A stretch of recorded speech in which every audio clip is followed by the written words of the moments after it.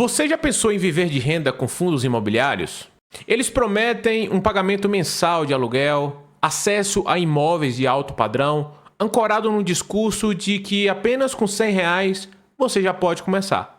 Nada disso é mentira, mas o resultado não é tão atrativo quanto é vendido no mercado. Quando eu olho para o índice de fundos imobiliários, que é o IFIX, desde a sua constituição em setembro de 2012, o mesmo não tem uma grande diferença frente à inflação, por exemplo. E no vídeo de hoje, eu gostaria de mostrar para vocês como é que surgiu os fundos imobiliários no Brasil, como os mesmos conseguiram se encaixar perfeitamente na mente dos brasileiros e também vamos olhar a diferença dos fundos imobiliários para os imóveis físicos com base em dados. Este canal sempre vai levar em conta dados e evidências para trazer argumentos. E se você gosta desse tipo de conteúdo, desse tipo de debate, considere se inscrever neste canal, deixa o seu like e manda para alguém que tem interesse nesse tipo de assunto. Dito isso, vamos em frente aqui para avaliar como que o fundo imobiliário ele foi constituído. O Brasil ele tende a repetir alguns feitos dos Estados Unidos. Em 1960, o governo americano aprovou a criação dos REITs, que são os equivalentes a fundos imobiliários lá nos Estados Unidos. A intenção declarada era nobre: permitir que os pequenos investidores pudessem acessar grandes projetos imobiliários no seu país. Shoppings, lajes corporativas, galpões logísticos, tudo isso que o pequeno investidor adoraria ser dono, mas o preço de entrada ele é muito elevado. Dessa forma, os REITs poderiam proporcionar aos investidores a entrada em uma fatia, em um tijolo, em um pedacinho desse imóvel, de forma que você se tornasse dono e participasse na mesma proporção dos resultados que ele gerasse. No Brasil, a versão tupiniquim dos REITs são os fundos imobiliários. Os fundos imobiliários aqui no Brasil foram criados formalmente em junho de 1993, pela lei de número 8.668. E em 2008, a instrução CVM 472 consolidou regras modernas de constituição dos fundos imobiliários. E a partir de 2010, pós-crise de 2008, com um juro mais baixo, uma economia incentivada para recuperar de uma crise, os fundos imobiliários aceleraram e ganharam seu espaço. Dessa forma, surgiram fundos imobiliários de shopping, lajes corporativas, logística, papel, híbridos, etc. e tal, e surgiu dessa forma o IFIX, que é o Índice de Fundos Imobiliários aqui do Brasil. Como nós podemos observar aqui agora na tela, eu gostaria de contextualizar vocês a respeito da dinâmica da taxa de juros aqui no Brasil, neste período que eu estou falando para vocês. Observem que em janeiro de 2006, a taxa de juros no Brasil era 17,25% ao ano. Em julho de 2006, ela bateu 14,75%. Em julho de 2011, ela era 12,5% ao ano. Observa que de 2006 para 2011, eu tive uma queda, ela subiu, caiu de novo, subiu, e pós 2011 ela tornou a cair de novo. E é neste momento aqui que os fundos imobiliários começam a surgir. E a partir disso, quando eu tenho uma taxa de juros em queda, o que acontece na nossa economia? Acontece que se o juro ele é muito baixo, eu tenho uma tendência a colocar o meu dinheiro em ativos que têm um pouco mais de risco, buscando ter um retorno real maior no decorrer do tempo. Continuando aqui a análise, em meados de 2011 ali, os fundos imobiliários já estavam bem maturados. Em 2012 surge o índice de fundos imobiliários, que vocês podem ver que ele surge logo com uma queda na taxa de juros. Aqui, como vocês podem estar vendo na tela, depois de 2011.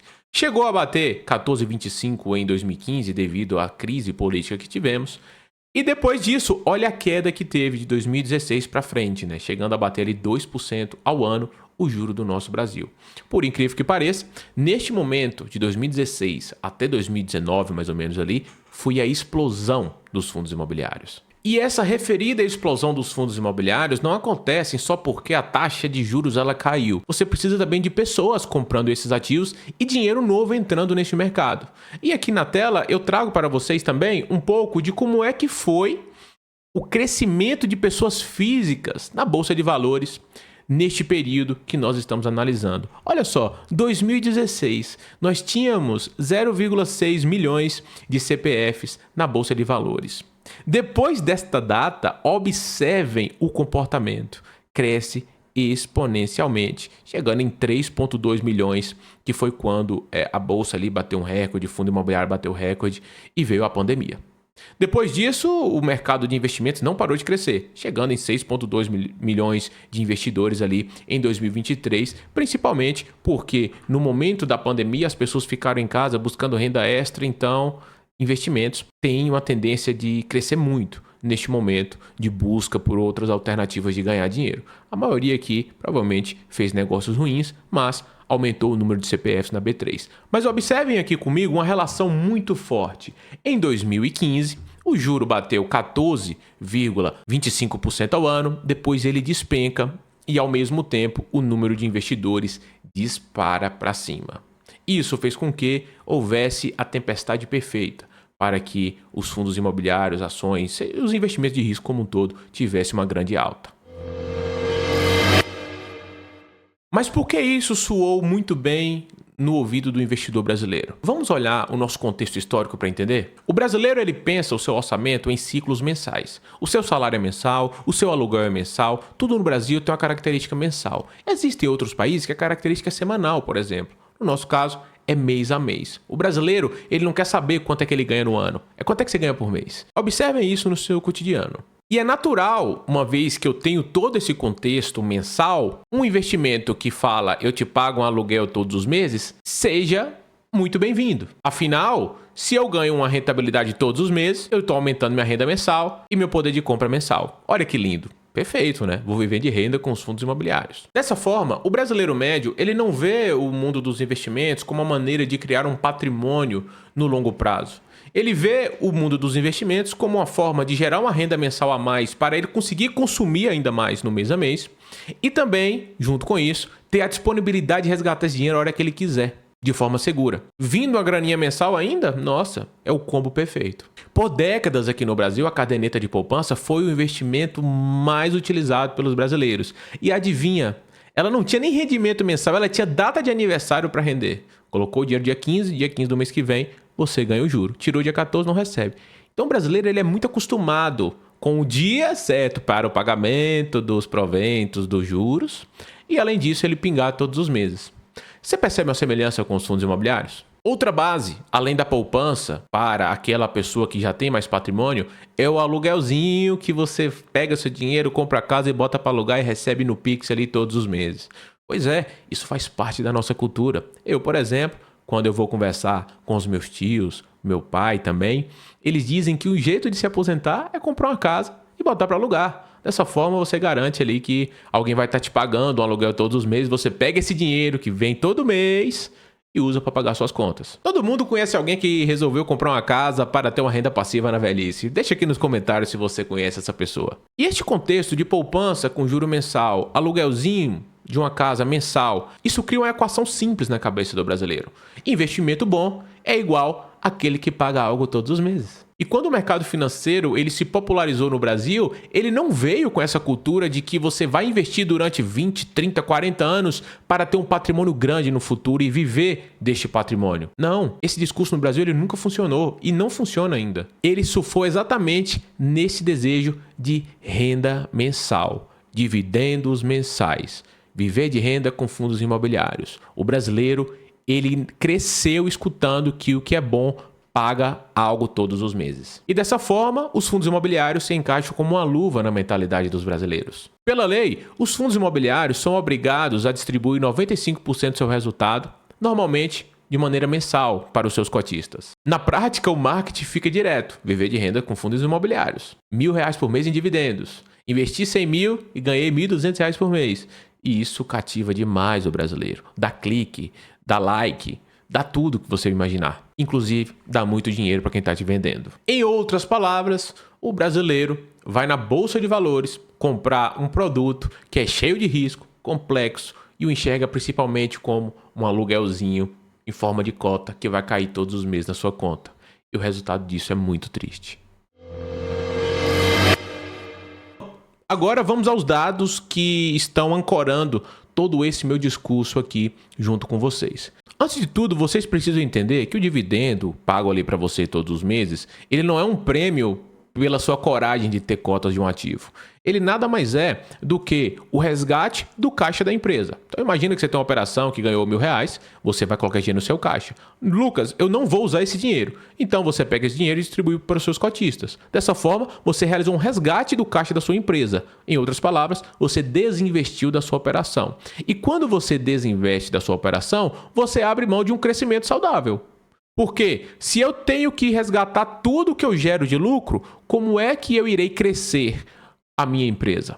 Não tem como, né? A não ser que eu vou pegar dívida no mercado ou então eu emito novas cotas, que é a maneira que os fundos imobiliários utilizam ali para crescer a sua operação, dado que ele é obrigado a distribuir 95% do seu resultado. Algo que eu discordo profundamente. Deveríamos ter fundos imobiliários como se fosse uma empresa de fato. Não precisa ser uma classe apartada. É uma empresa apenas que investe em imóveis e ela pode, de acordo com os seus executivos, decidir qual a melhor destinação do seu caixa. Se é comprar outro imóvel, se é pagar dividendos ou se é investir de maneira estratégica. Não deveria ser obrigado a distribuir esse lucro dentro do caixa da empresa. Isso faz com que a empresa só cresça de forma de dívida ou emissão de novas cotas.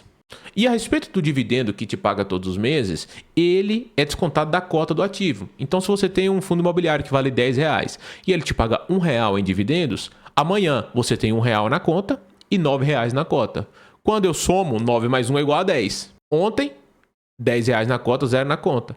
Então, não mudou nada no seu patrimônio. É só um efeito ilusório. É um ato de resgatar. Você está resgatando o seu patrimônio e isso faz com que no longo prazo você tenha uma desvantagem absurda. E agora eu queria me debruçar um pouco nos números a respeito de tudo isso que eu estou falando, conforme eu disse anteriormente.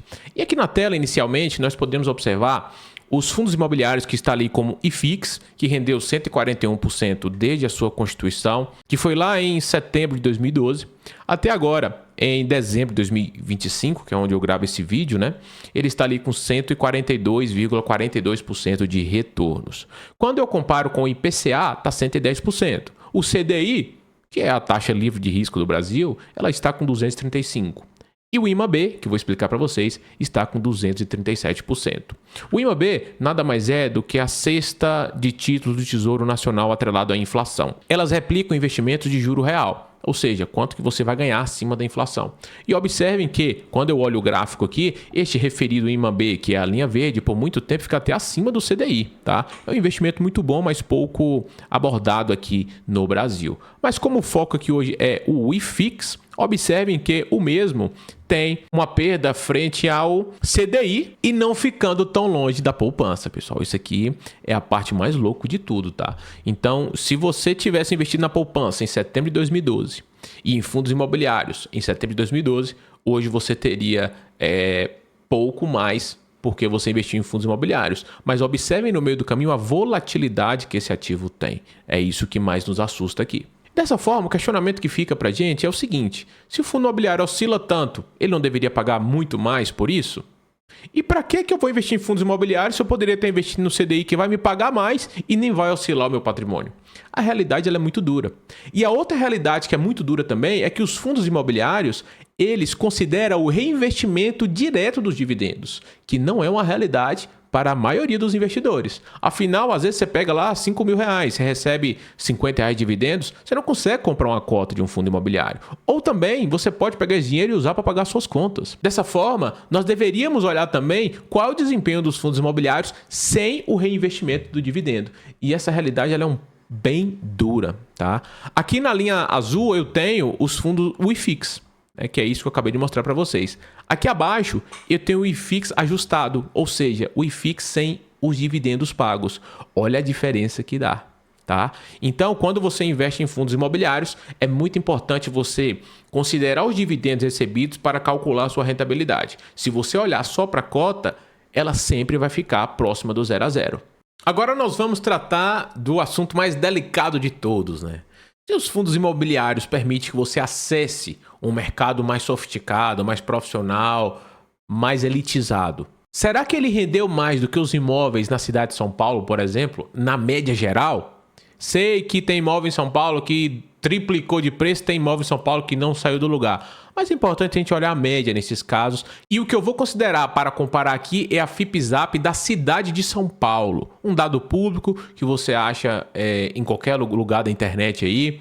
E você consegue, dessa forma, entender qual foi a variação de venda do valor do imóvel e também a variação do aluguel do valor do imóvel ali mês a mês. Como o IFIX considera o reinvestimento dos dividendos, eu fiz uma análise considerando também a valorização do aluguel. Vamos aos dados. Aqui no gráfico nós conseguimos observar a comparação dos imóveis, considerando aluguel e preço de venda, a valorização de ambos, e também o IFIX. Na linha azul eu tenho os imóveis. E pasmem, de setembro de 2012 até outubro de 2025, os imóveis valorizaram 242%, considerando também o seu aluguel recebido. Enquanto os fundos imobiliários tiveram uma alta de 138%. Eu estou falando de uma diferença de 75%. Os imóveis renderam 75% a mais do que os fundos imobiliários.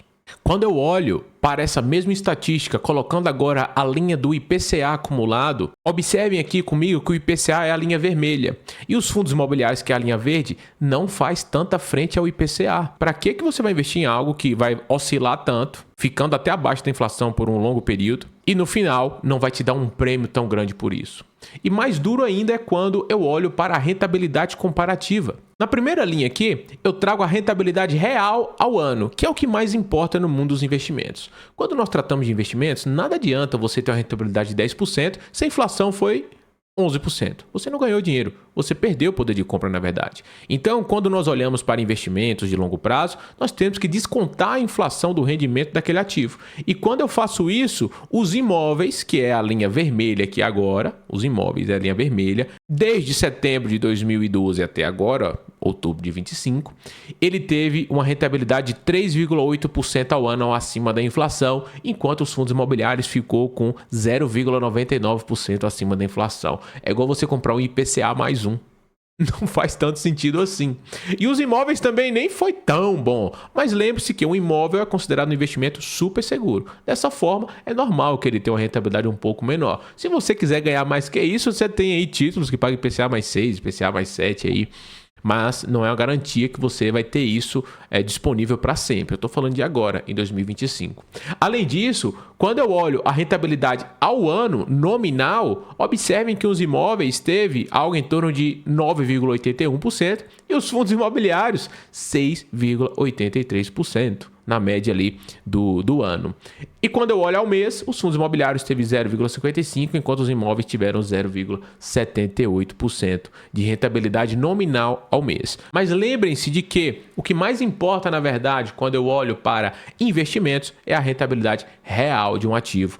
E esta foi a entrega dos imóveis em vermelho e essa aqui dos fundos imobiliários. A conclusão que nós tiramos de tudo isso é que não é uma verdade absoluta que os fundos imobiliários são melhores do que você comprar o seu imóvel. Eu sou um defensor de você ter a sua casa própria. Não compre esse discurso da pessoa falar, venda a sua casa e paga o aluguel com fundos imobiliários.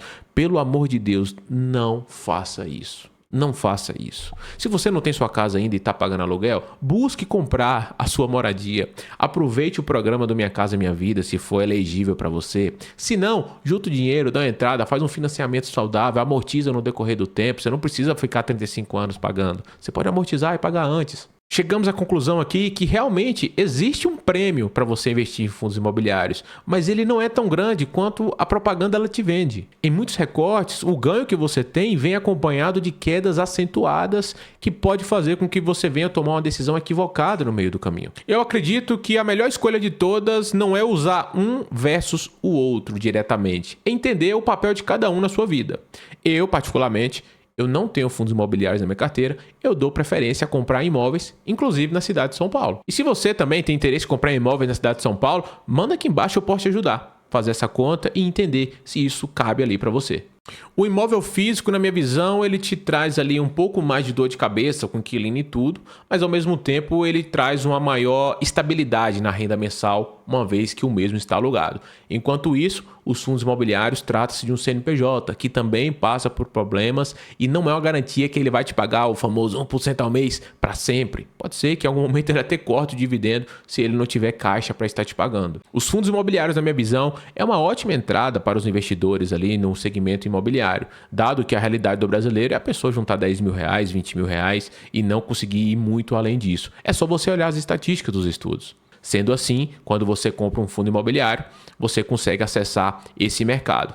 Entretanto, é importante fazer uma reflexão profissional se vale a pena você investir em fundos imobiliários mesmo tendo tão pouco, ou se é melhor você colocar lá no CDI, que tem superado os fundos imobiliários com folga, quando eu olho ali para um horizonte maior que 10 anos. Vai ter muita gente falando na internet, o juro vai cair, o fundo imobiliário vai explodir. Tá bom, mas 1, 2 anos sendo assim, e depois, e no longo prazo, o que acontece, né? Não é isso que os números mostrou até agora. Do mesmo jeito que existe os riscos de você comprar um imóvel físico em uma região que pode alagar, que o crime organizado pode penetrar nessa região, os fundos imobiliários também passam pelos mesmos riscos de um cliente grande sair de algum imóvel, de ter uma vacância elevada, de ter um endividamento elevado e não conseguir pagar a conta. Existe o mesmo risco. No final do dia, é economia real do mesmo jeito. E eu queria deixar uma mensagem final aqui para você que se interessa por esse tipo de assunto. Não compre os seguintes discursos: vender o seu imóvel para comprar fundos imobiliários e pagar o seu aluguel. Por favor, não faça isso. Isso é um discurso quase que criminoso. A pessoa que está escutando isso talvez só tenha um imóvel e mais nada. É diferente o cara que tem 150 imóveis, vende um e coloca em fundo imobiliário. Não se compara com essa pessoa. E também abandone a ideia de ter uma carteira de renda mensal com fundos imobiliários. Você pode ter um resultado muito negativo no futuro. Viver de renda não consiste em você ter algo muito volátil e imprevisível na sua carteira. Os fundos imobiliários faz parte de uma estratégia macro de patrimônio e não deixe que o mesmo ultrapasse 20% do seu patrimônio. Estou sendo super agressivo aqui. Estou considerando que você é um investidor agressivo e não se importa que o seu patrimônio vire pó. No máximo 20%. Eu conheço analistas que direcionam bilhões de reais, inclusive analistas de fundos imobiliários. Eles não têm muito patrimônio em fundo imobiliário. Ninguém ultrapassa 20%. Então, por que você acredita que você pode ter uma carteira só de fundos imobiliários para te fazer uma renda mensal? Isso é balela. Não cai nessa conversa. E se você gostou desse vídeo, este aqui também pode somar muito na sua jornada de inteligência financeira. Se você gostou, deixa o seu like, manda para aquele amigo, comenta aqui embaixo. Vamos criar uma comunidade bem legal aqui neste canal. Um abraço e até a próxima.